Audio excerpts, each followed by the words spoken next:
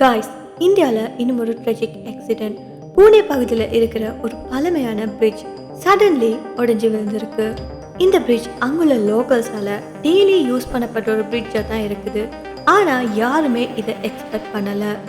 இந்த பிரிட்ஜ் உடைஞ்சு விழுந்ததுக்கு அப்புறமா search and rescue teams immediately அவங்களோட வேலையை ஸ்டார்ட் பண்ணுறாங்க. Boats, ropes and helicopters use பண்ணி ரிவரில் இருக்கிற விக்டிம்ஸை ரெஸ்கியூ பண்ண ட்ரை பண்ணுறாங்க.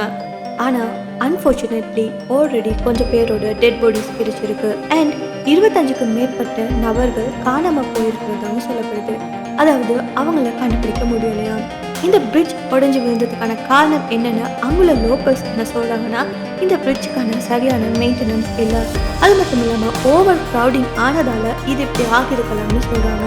டெய்லி லைஃப்பில் நம்ம யூஸ் பண்ணுற ஒரு சிம்பிள் பிரிட்ஜ் ஒரு மூமெண்ட்டில் நம்ம லாஸ்ட் ஸ்டெப் ஆகிடுன்னு யாருமே நினச்சி பார்த்துருக்க மாட்டாங்க.